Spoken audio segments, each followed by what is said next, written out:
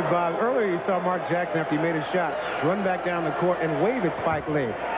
Now, the reason for this wave, as you'll see Mark here, waving at Spike Lee, during halftime, Spike said he was coming to Indiana for Game 5, and Mark said, you won't have to. We're done with you guys tomorrow.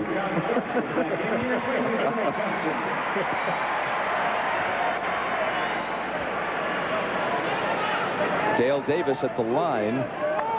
Missed the first of two. He's now 1 of 7.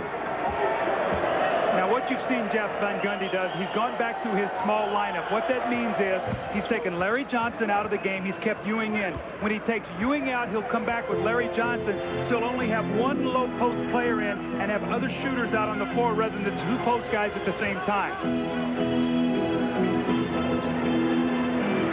Ewing with Antonio Davis on him. Patrick, fade away in the lane, doesn't get the bounce. Jackson pushes it up the floor. Dishes out to Mullen for 3. Timeout, New York. The Pacers are up by 6 after trailing by 5 at the half. Even more basketball. Now, Miller and Houston, not known for their defense, are really guarding each other.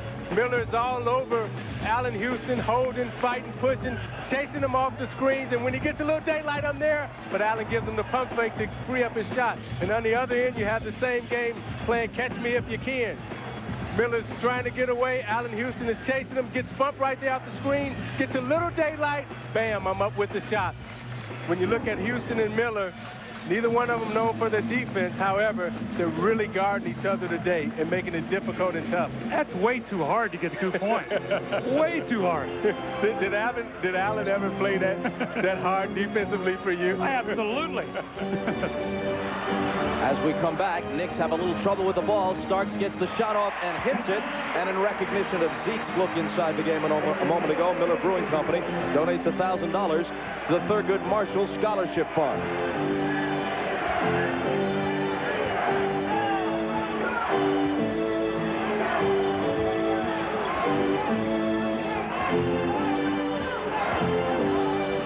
Jackson into the lane. The floater is way off. They're looking at a 24-second violation. Davis turns and gets the shot off short to beat the clock.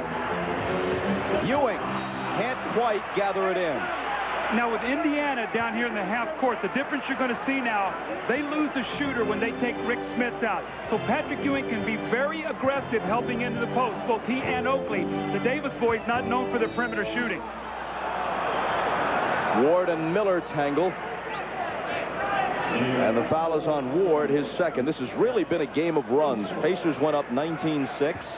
Knicks that went on a 42-20 run to briefly claim a 9-point lead.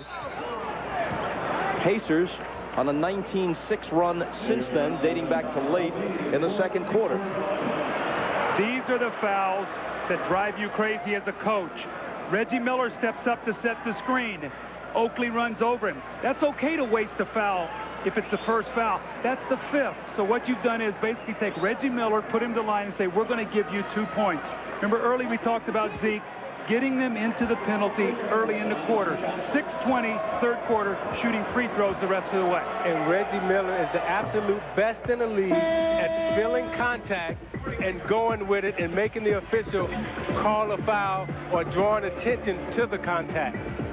You got to know when to flop. You don't flop on the 1st, you flop on the 5th. That's when you get to shoot the free throws. You don't waste it when you're not shooting free throws. Doug, did you use the flop? Yes, I did, especially if I could get 2 free throws. Yes, sir. I was spoken from experience. Reggie Miller with 17. Pacers up by 6. Starks out to Johnson, open look, but an air ball. And it's taken by Mullen. So you may ask, how could Johnson shoot an air ball there, but he hasn't touched the ball in a while. Reggie Miller misses the floater, but again, he'll stand at the charity stripe. More basketball, we got it. Triple header tomorrow, beginning at noon Eastern with showtime. Then a Mother's Day treat, Game 4 of the Pacers and the Knicks, followed by Game 4 of the Lakers and the Sonics out west. And in the nightcap, Michael and the Bulls with their 2-1 lead over Glenn Rice and the Hornets. It's game 4 of their series. It all begins at noon Eastern on NBC.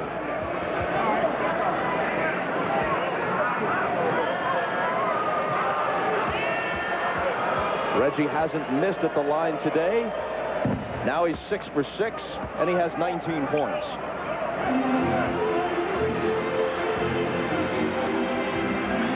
There's Chris Childs, whose minutes have increased in this game, corresponding to his improved play. Houston against Miller. Tough shot. Missed it. Got his own. Follows. That won't drop. And it's Dale Davis who clears the boards. Jackson ahead, but it's picked off by the backpedaling Johnson. See, when you have Johnson and Patrick Ewing in the game at the same time, the effect that it has on Allen Houston is that there's no dribble lanes, there's no penetration lanes. When he gets to the basket, it's tough for him to really get a shot off because it's so congested inside. New York puts it in from the side, 9 on the 24. Starks into a crowd, loses it. Jackson holds on and incites the crowd a little bit by doing the shimmy, not after a basket, but simply after retrieving a loose ball.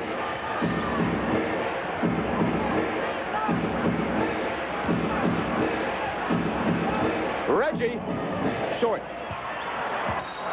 Out of bounds to the Knicks. With Chris Childs in the game with John Starks, what you see is Childs plays Reggie Miller. Jeff Van Gundy likes that matchup. Starks then plays against Mark Jackson. That takes away his post-up. With that said, New York has got to find a way here to score some points. They're in a serious drought. And they trail by 8. Houston, catch and shoot. No.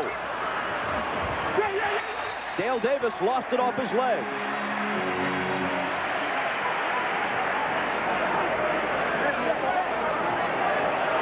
Allen Houston has shot just 4 of 12 in this game. Here he is again. Poked away by Miller. Make it 4 of 13.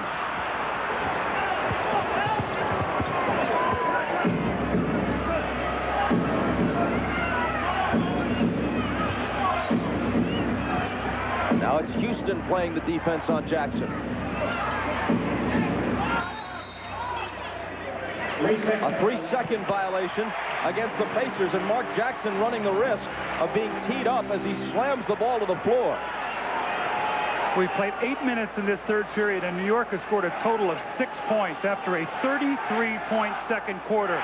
So that third quarter, when they got off to a start with that unit, has just not been able to find anything to work offensively. They scored only 15 in the first quarter. Ward has 4 of those 6 points, Starks the other 2. Chris Childs to Ewing. Across the basket, no good. Pacer ball.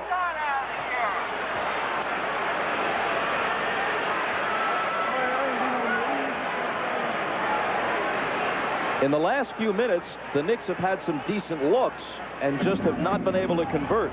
It's something that's plagued the Knicks throughout the years. They go through stretches where they just can't score. Timeout Pacers. Late in the third quarter, they have owned. Up 62-54. You're watching the NBA on NBC. Doug, you might say it's the Knicks shooters who are in a fog as we can barely see the Empire State Building in this third quarter. Well, they've missed 10 out of 12 shots, Bob, after going through a 12 for 14 stretch in the second quarter. More importantly, the 2 main guys, Patrick Ewing and Allen Houston, both 0 for 4, so 0 for 8 for their 2 main guns. Ball back in play. Miller's pass poked away, taken by Starks.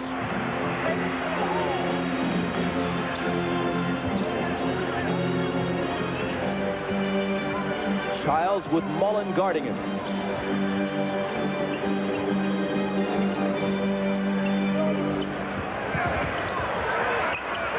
Five seconds to shoot. It's Patrick. Got it! Tough shot, and a big shot.